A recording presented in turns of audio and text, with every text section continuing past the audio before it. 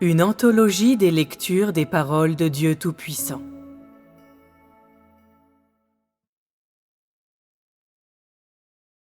Ceux qui sont incompatibles avec le Christ sont sûrement les adversaires de Dieu.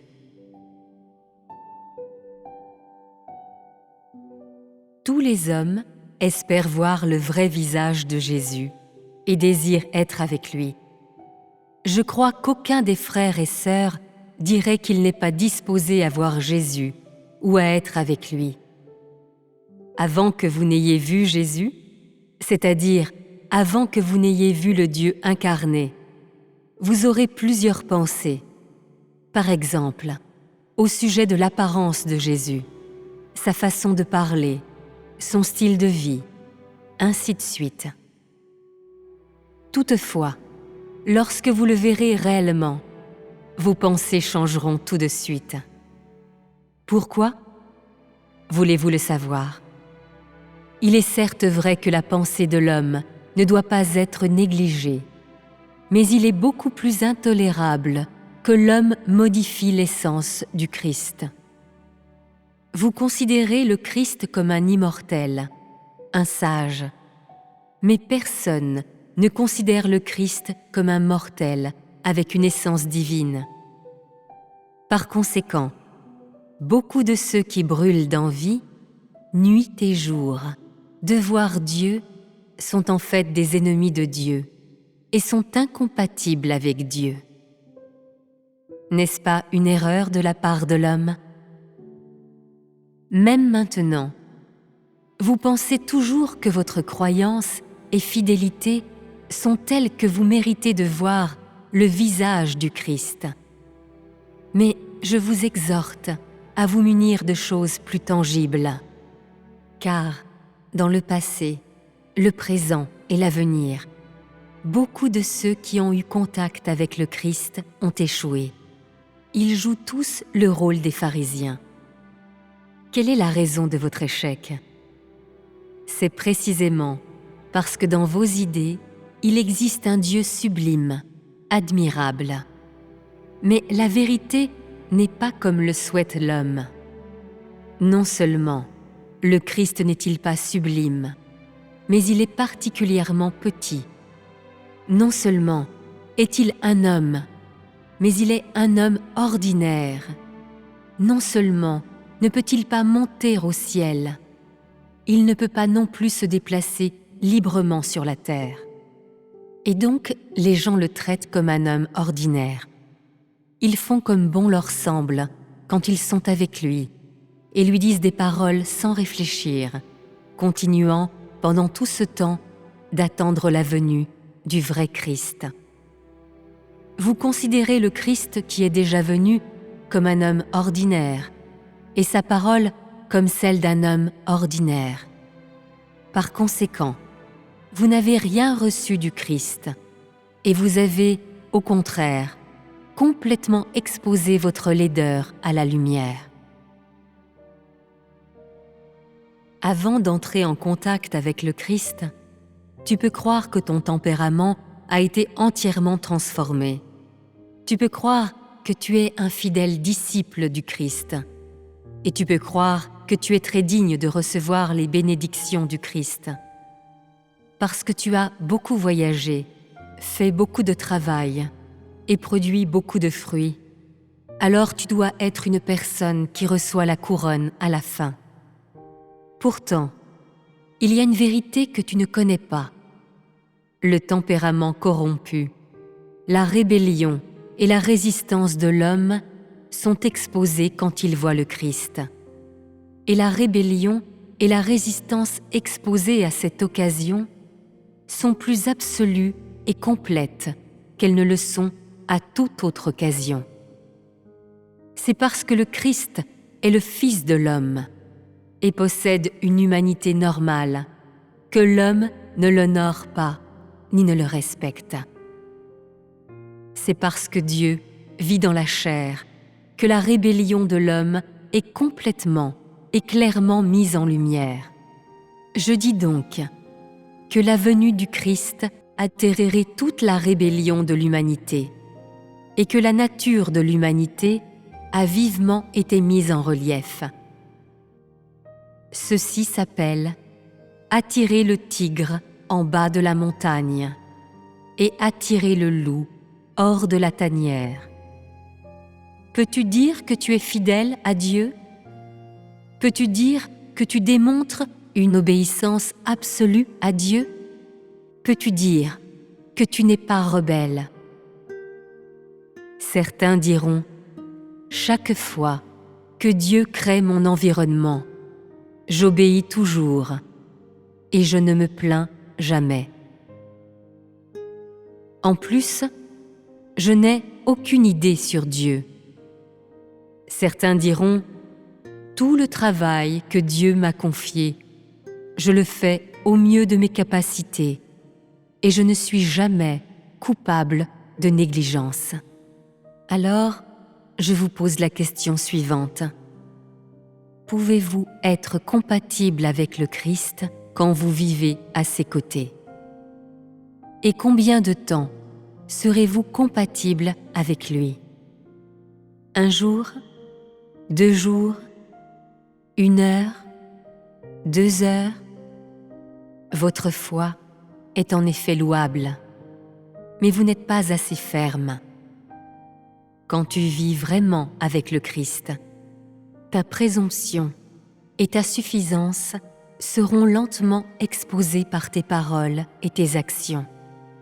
Et ainsi seront spontanément révélés tes désirs excessifs, ta désobéissance et ton mécontentement. Enfin, ton arrogance prendra de plus en plus de l'ampleur. Et quand tu seras aussi incompatible avec le Christ que l'eau l'est avec le feu, alors ta nature sera entièrement exposée. Alors, tes idées ne pourront plus être voilées. Tes plaintes aussi seront spontanément exprimées et ton humanité ignoble sera entièrement exposée. Cependant, tu continues de désavouer ta propre rébellion et tu crois qu'un Christ comme celui-là n'est pas facile à accepter, qu'il est trop sévère avec l'homme et que tu te soumettrais entièrement s'il était un Christ différent et plus gentil. Vous croyez que votre rébellion est justifiée, que vous vous rebellez seulement contre lui quand le Christ vous y a poussé jusqu'à un certain point. Vous ne vous êtes jamais rendu compte du fait que vous ne considérez pas le Christ comme Dieu. Vous n'avez pas non plus l'intention de lui obéir. Au contraire, tu insistes obstinément pour que le Christ accomplisse une œuvre selon ta volonté. Et chaque fois qu'une œuvre n'est pas accomplie comme tu le souhaites, tu crois qu'il n'est pas Dieu, mais un homme. Plusieurs parmi vous ne l'ont-ils pas combattu de cette manière? Qui est celui en qui vous croyez? Et comment cherchez-vous? Vous espérez toujours voir le Christ, mais je vous exhorte à ne pas vous exalter de la sorte. Tout le monde pourrait voir le Christ, mais je dis que personne n'est digne de voir le Christ. Parce que la nature de l'homme est pleine de mal, d'arrogance et de rébellion. Quand tu verras le Christ, ta nature te ruinera et te condamnera à mort. Ton association avec un frère ou une sœur pourrait ne pas dévoiler beaucoup à ton sujet. Mais ce n'est pas si simple lorsque tu t'associes avec le Christ. À tout moment, tes conceptions pourraient s'enraciner, ton arrogance bourgeonner et ta rébellion donner des figues. Comment peux-tu, avec une telle humanité, être digne de t'associer avec le Christ? Es-tu vraiment capable de le traiter comme Dieu chaque moment de chaque jour? Auras-tu vraiment la réalité de l'obéissance à Dieu? Vous adorez le Dieu sublime dans votre cœur comme l'Éternel. Mais considérez le Christ visible comme un homme. Votre raison est trop inférieure et votre humanité trop basse. Vous êtes incapable de considérer le Christ à jamais comme Dieu. Vous l'attirez plutôt vers vous et l'adorez comme Dieu quand cela vous semble intéressant. C'est pourquoi je dis que vous n'êtes pas des croyants en Dieu, mais des complices de ceux qui luttent contre le Christ. Même les hommes qui témoignent de bonté envers les autres reçoivent une récompense. Mais le Christ, qui accomplit une telle œuvre parmi vous, n'est pas aimé ni récompensé par l'homme. Et l'homme ne lui est pas obéissant non plus. N'est-ce pas une chose très attristante? Il se pourrait que durant toutes ces années passées dans la foi en Dieu, tu n'aies jamais maudit personne, ni accompli un mauvais acte. Mais dans ton association avec le Christ, tu ne peux pas dire la vérité, agir honnêtement ou obéir à la parole du Christ. Alors, je dis que tu es l'être le plus retors et sinistre dans le monde.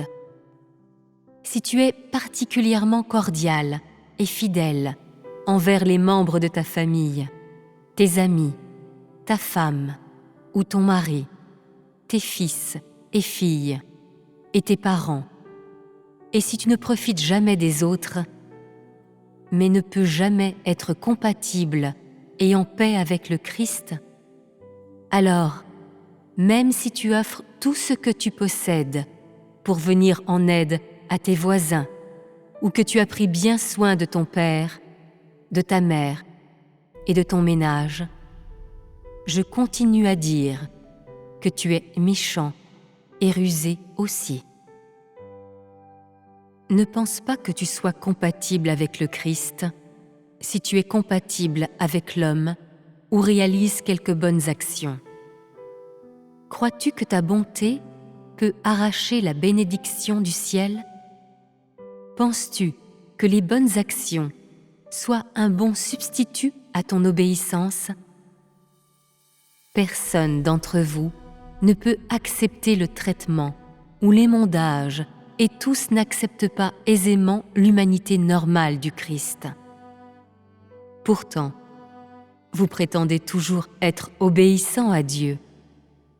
Une telle foi comme la vôtre vous attirera un châtiment approprié. Arrêtez de vous faire des illusions fantaisistes et d'espérer de voir le Christ, car vous êtes de trop petite stature, au point où vous n'êtes pas digne de le voir. Lorsque tu te seras débarrassé complètement de ta rébellion et que tu pourras être en paix avec le Christ, alors Dieu t'apparaîtra naturellement. Si tu vas à la rencontre de Dieu sans avoir subi l'émondage ou le jugement, alors tu deviendras certainement un adversaire de Dieu et tu seras prêt pour la destruction. La nature de l'homme est intrinsèquement hostile à Dieu, car tous les hommes ont été complètement corrompus par Satan. Rien de bon ne peut venir d'un homme corrompu s'associant avec Dieu. Toutes les actions et paroles de l'homme exposeront sûrement sa corruption. Et quand il s'associera avec Dieu, sa rébellion sera révélée dans tous ses aspects. L'homme s'oppose alors inconsciemment au Christ, trompe le Christ et rejette le Christ. De ce fait, l'homme sera dans un état encore plus dangereux. S'il continue, il va encourir la punition. Certains pourraient croire que si l'association avec Dieu est si dangereuse, alors il serait sage de se tenir à une distance respectueuse de Dieu. Que peuvent recevoir de pareilles personnes? Peuvent-elles être fidèles à Dieu? En effet, s'associer avec Dieu est très difficile, mais cela est en totalité en raison de la nature corrompue de l'homme, et non parce que Dieu ne peut pas s'associer avec l'homme. Il serait mieux pour vous de consacrer plus d'efforts sur la vérité de la connaissance de soi. Pourquoi n'avez-vous pas trouvé grâce auprès de Dieu? Pourquoi votre tempérament lui est-il abominable? Pourquoi trouve-t-il vos paroles répugnantes? Vous vous félicitez de votre petite fidélité et vous voulez être récompensé pour votre petit sacrifice. Vous regardez les autres avec condescendance lorsque vous faites preuve d'un peu d'obéissance et vous éprouvez du mépris pour Dieu pendant que vous accomplissez de petites tâches. Vous attendez des richesses, des cadeaux et des compliments pour avoir reçu Dieu.